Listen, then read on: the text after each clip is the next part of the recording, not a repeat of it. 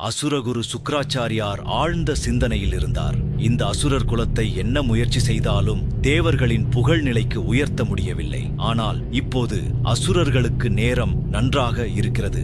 தட்சனின் யாகத்தில் சிவன் பங்கேற்காத போது அவரது அனுமதியின்றி யாகத்தில் கலந்து கொண்ட தேவர்களை சிவனின் காவலரான நந்தி தேவர் கண்டித்திருப்பதுடன் அவர்களின் சக்தியையும் இழக்கச் செய்திருக்கிறார்.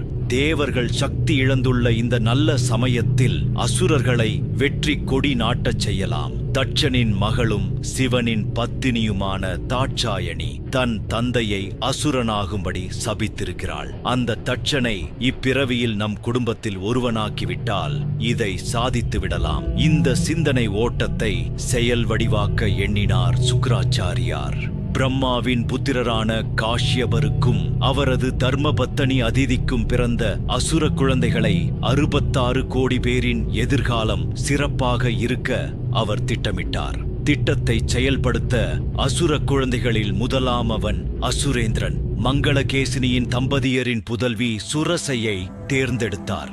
இவள் சுக்ராச்சாரியாருக்கு முகமலர்ச்சியுடன் பணிவிடை செய்து வந்தவள். அவளுக்கு பல கலைகளை கற்றுக் கொடுத்து பெயரையும் மாயா என மாற்றிவிட்டார். அவளிடம், மாயா, நம் குலம் தழைத்தோங்க வேண்டும் என்பது உன் தந்தை அசுரேந்திரனின் விருப்பம். அவர்கள் தேவர்களால் தொடர்ந்து அழிக்கப்படுகிறார்கள். இந்த அழிவை தடுக்க உன்னால்தான் இயலும்.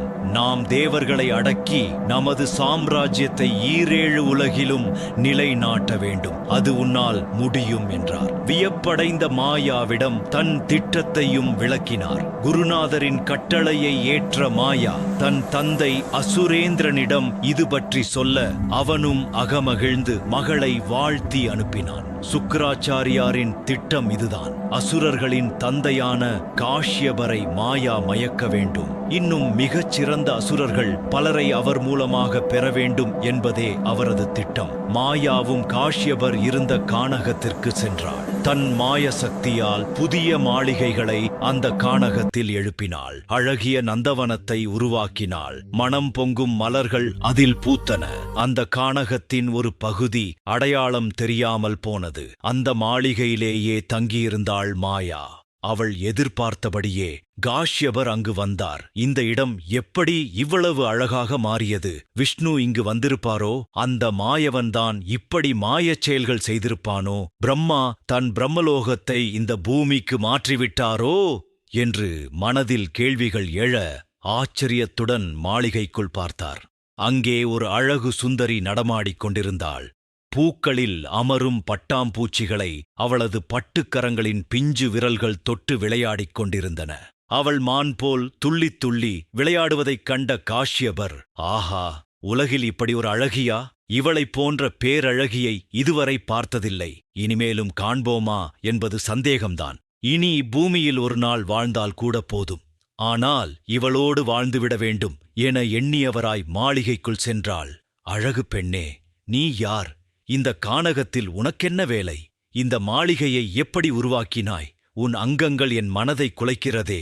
ஏற்கனவே திருமணமானவன், தவசீலன். அப்படியிருந்தும் என் மனம் உன்னைக் கண்டு அலைபாய்கிறதே என்று புலம்ப ஆரம்பித்து விட்டார். அவள் காஷ்யபரிடம் நல்லவள் போல் நடித்தாள். தவசீலரே, இந்த மலைப்பகுதியில் நீண்ட காலமாக வசிப்பவள். எனக்கு இந்த மாளிகைகள் எப்படி வந்தன எனத் தெரியாது. ஆனால் யாரும் இல்லாததால் இங்கே புகுந்தேன். வேண்டுமானால் இந்த மாளிகையை நீங்களே எடுத்துக்கொள்ளுங்கள். நீங்கள் முனிவராக இருந்தும் என் அழகை வர்ணிப்பதில் நியாயமில்லை. நான் இளங்கண்ணி, நீங்களோ முதியவர். வயதிற்காவது மரியாதை கொடுங்கள் சுவாமி என்றவளை காஷ்யபர் மீண்டும் வற்புறுத்தினார். அவள் மாயா அல்லவா? அங்கிருந்து மறைந்து விட்டாள். காஷ்யபர் அடைந்த துன்பத்துக்கு அளவே இல்லை. அழகே, எங்கே போனாய்? நீ இல்லாமல் எனக்கு இனி வாழ்வில்லை. எங்கு மறைந்திருந்தாலும் வந்துவிடு. என்னை ஏற்றுக்கொள். நீ என்ன சொன்னாலும் கட்டுப்படுகிறேன் என நாள் கணக்கில் புலம்பிக் கொண்டு அங்கேயே பசி பட்டினியுடன் கிடந்தார். மன்மதனின் வலைக்குள் சிக்கிய பிறகு தவசீலனாயின் என்ன, சாதாரண மனிதனாயின் என்ன, எல்லாரும் ஒன்றும்தான். காஷ்யபர் மயக்க நிலையில் கிடந்தார். அப்போது அவர் முன் மீண்டும் தோன்றினாள் அப்பெண். காஷ்யபர் அடைந்த ஆனந்தத்துக்கு அளவில்லை. அவர் பரவசத்துடன் அவளை நோக்கி ஓடினார். தான் ஒரு முனிவர் என்பதையும் பிரம்மாவின் புதல்வன் என்பதையும் மறந்து அவளது காலிலேயே விழுந்துவிட்டார்.